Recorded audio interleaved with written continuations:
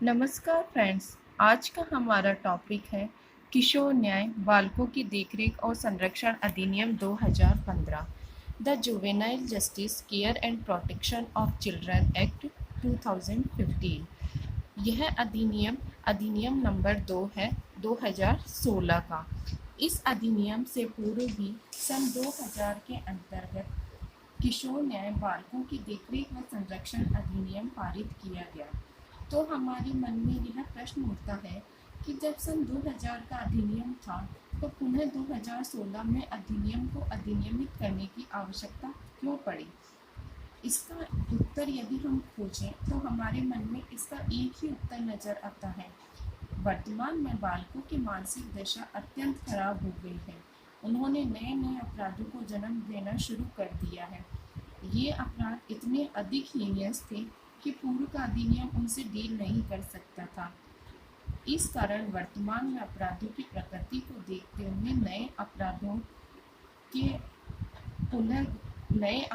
के पुनर्विचारण के लिए नए अधिनियम की संरचना करनी पड़ी।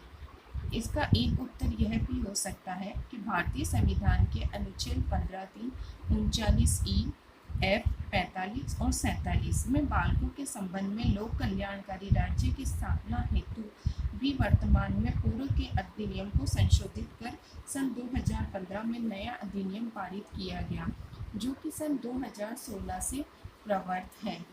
इस अधिनियम के अंतर्गत यदि हम देखें तो इसे 31 दिसंबर 2015 को राष्ट्रपति की अनुमति प्राप्त हुई तथा यह 1 जनवरी 2016 से प्रवर्त है। इस अधिनियम के अंतर्गत 10 अध्याय और 112 सेक्शन है। 10 अध्याय जो हमें हमारे स्क्रीन पर दिख रहे हैं।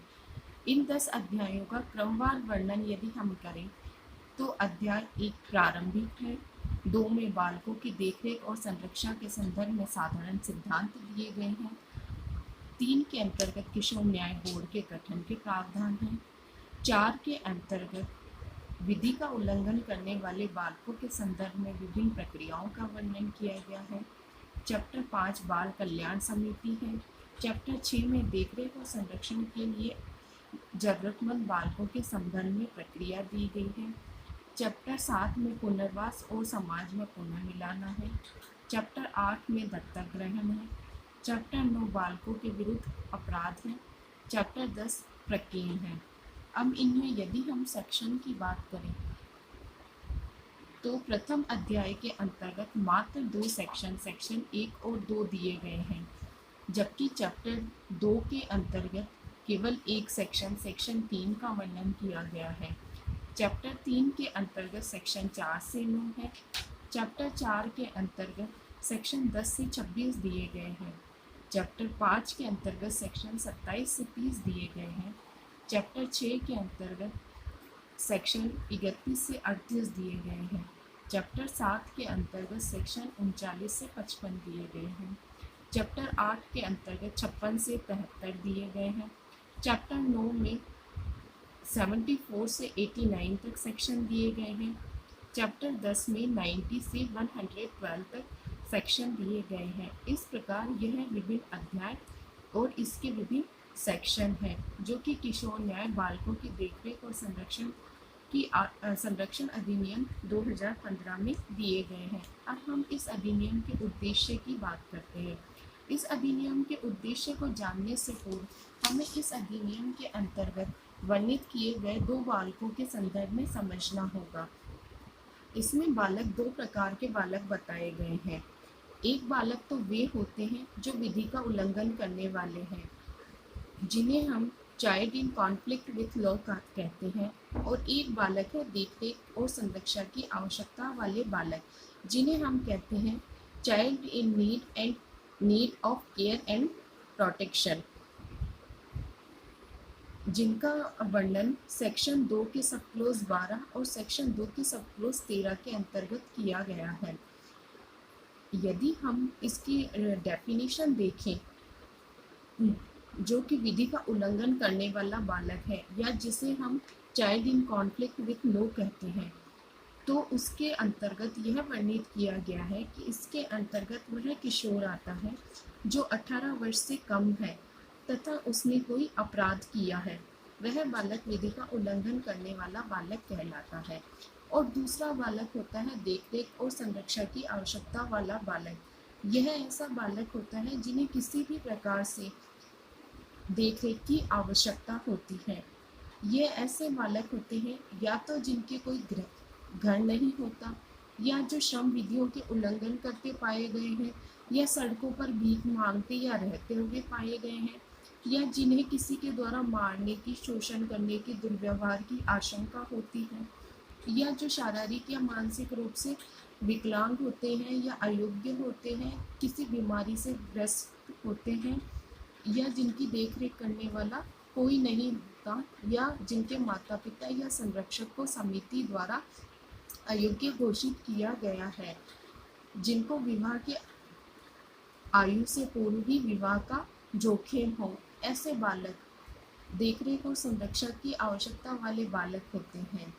इसके अलावा इसके अंतर्गत अनेक और भी बालकों का वर्णन किया गया है, परंतु मुख्य रूप से यह दो बालकों के बारे में ही इस अधिनियम के अंतर्गत वर्णन किया गया है। अब हम इसके उद्देश्य की ओर चलते हैं।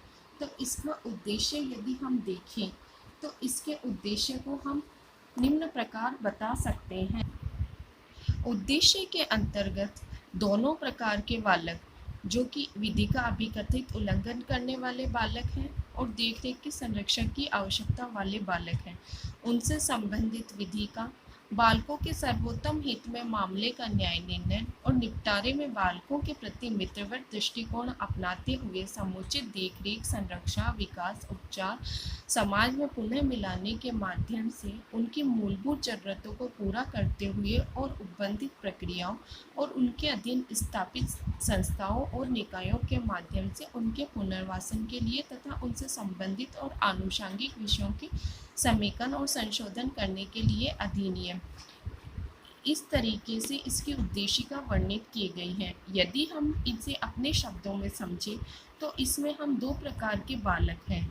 उन बालकों से संबंधित जो भी विधि है उसका वर्णन पढ़ते हैं। बालकों के सर्वोत्तम हित में जो जो मामले निपटाए जाते हैं वो देखेंगे, और उनको निपटाते हुए जो मजिस्ट्रेट दृष्टिकोण को मित्रवत रखते हुए समुचित देखरेख, संरक्षा, विकास, उपचार, उनको समाज में पुनः मिलाने के माध्यम से उनकी मूलभूत जरूरत पूरा करते हुए विभिन्न संस्थाओं और निकायों के माध्यम से उनके पुनर्वास के लिए और इस अधिनियम से संबंधित अन्य सभी विषयों के समेकन और संशोधन करने के लिए है यह अधिनियम अधिनियमित किया गया था। इस अधिनियम को अधिनियमित करने के पीछे सरकार की मंशा एक लोक कल्याणकारी राज्य की स्थापना करना भी हम कह सकते हैं।